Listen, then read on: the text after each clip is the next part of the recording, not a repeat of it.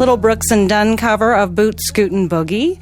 And the reason why we played that song is because the Boot Scootin' Boogie Dance Club has been busy on their feet this week with the CCMAs and all this country-centric action in the city.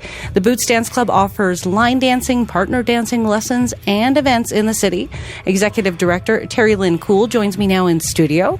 Terry Lynn, welcome. Thank you. So when did you start the Boot Scootin' Boogie Dance Crew?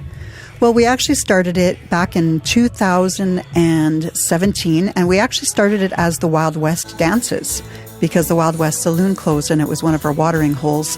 And that's actually how we started, and then it just transitioned into Boot Scootin' Boogie.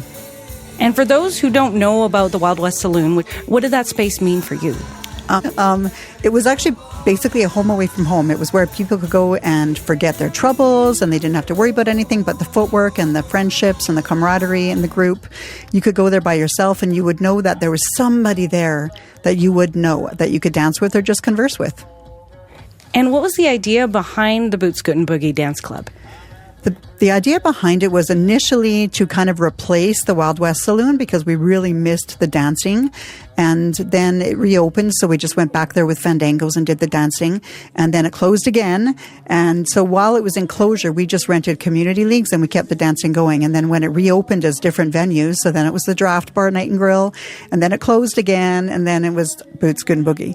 So we just wanted to keep the dancers moving and keep the passion of dance alive and keep that therapeutic value going.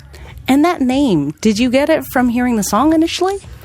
We actually went through a lot of names. We probably had about 100 names in our head, and Boot Scootin' Boogie was just one that kind of fit the bill because we're always scooting our boots and we're always boogieing. I love that. I cannot believe, as I mentioned to you off air, that we are doing this interview sitting right now. It's very not rare. Moving around. Next time you and I, we're going to get our groove on. We'll see if Min can join us too. That would be fun. So tell us, if. Are you going to be there? Come on. Okay, good. We have heard it on Radioactive. It is codified. It is happening. I need a copy of this recording now for sure. Oh, I will send that to you. No problem. What is it about line dancing that you think creates a sense of community, that tight-knit quality?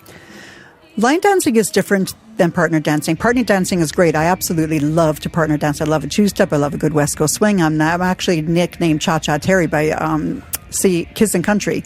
So line dancing is just a little bit different in that we're not with a partner. You're basically with other people that have the same mind as you. So you have to be in sync with those people. And if you're not in sync, you kind of mess everybody else up and you have a good giggle about it.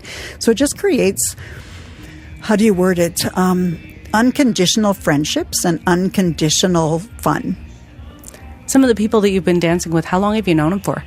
Oh boy, I've known some of them for over 20 years. I'd say almost 25, 30 years, some of them. Yeah. And the friendships that you forge on the dance floor is a little different. Yeah, for sure.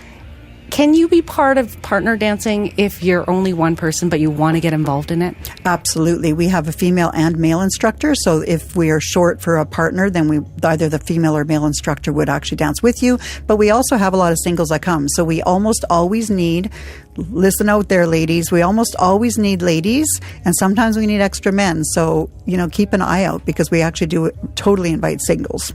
We've actually had some people meet at Boot Scootin' Boogie and get married. And actually, even one couple got married at Boot Scootin' Boogie when we were in the Wild West. And they all quit coming dancing after they got married. But, they met at our dance club. What's it mean to know that you're creating not just community, but you're creating these lasting relationships? I think it's really cool. I mean, I miss them. It's sad that we don't see them much anymore. But It's a community shout out to get them back. Yeah, come on back. Come on back, Bill. Come on back, Lori. I think it's amazing that they meet and that goes back to the witness and the same mind, the same mindset, right? Because they meet because of dance, they meet because of the live music and because of the dancing, and they have one thing in common, and then they just fall in love because they have so many other things in common in addition to the dancing and the music. It's like that's where the love starts. Yeah, like one of our regular dancers actually got her husband before they were married to start taking dance lessons. So Lori and Trevor met at the dance club, and then Lori had Trevor come and take dance lessons. And it was actually quite fun when he came. I'm trying to figure out how I get my partner to do that from that exact story. I mean, you have been across the street at Churchill Square doing some performing, teaching some lessons. What has that been like to be teaching in this open air space? The first time I did it, So I was actually not even supposed to be a dance instructor. What happened was I got into dance instructing because our dance instructor at the Wild West said one day, "Oh, I'm not going to teach anymore. Terry Lynn, can you just take over the class for a little while until I find an instructor?" And that was in 2009. We're in 2024. I haven't heard back. Okay. So I've just continued to teach. So the first time that I teach in a new environment, like Churchill or like the Elks or, like the Riverhawks, it's kind of daunting the first time. But after you do it the first time, it just kind of happens. It just kind of flows. What's it like when you bring people into it who haven't necessarily either line danced before or it's been a long time? I think the last time I line danced, or many of us have line danced, was middle school. Yeah, because Cadillac Ranch is actually in the curriculum, the slap and leather. It's actually kind of interesting because at Churchill Square, we actually had some of the houseless people come and join us. And you could see on their faces that they felt like they were a part of something big or a part of something important when they were dancing with us. And even it hits everybody in the heart. It just really touches everybody in the heart. You don't have to be a certain kind of person. Music and dance just brings people back together. Speaking of a certain kind of person or a certain age group, it actually seems right now that there is this resurgence of line dancing when it comes to TikTok and other social media platforms. Are you seeing that reflected in who's coming out for line dancing? Our group is a little bit different, and we have all ages. Okay. So we actually have some 8-year-olds sometimes, and we have 78-year-olds sometimes. So we don't really see sort of that young crowd coming out. We have a complete mix. We have that middle ground, but we literally range from 8 years old to 78 years old. So we have quite a mixture. If we were in a certain location, if we were in, say, a nightclub, it would obviously be only 18 and over.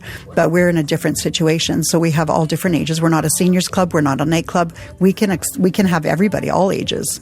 If people are hearing this and thinking, okay, I could be down for this, an activity to get us moving, get us grooving, what would you tell them? I would tell them to say, I heard it on CBC. And okay, that is, there you go. Terry Lynn, thank you so much for joining us this afternoon, and I hope you have a really, really great weekend of dancing ahead of you. Well, thank you so much. I look forward to seeing you again. That's Terry Lynn Cool. She runs the Boot Scootin' Boogie Dance Club in Edmonton, and they've been performing across town all week as part of the CCMAs. You can learn more about all the events they do at bootsdanceclub.com.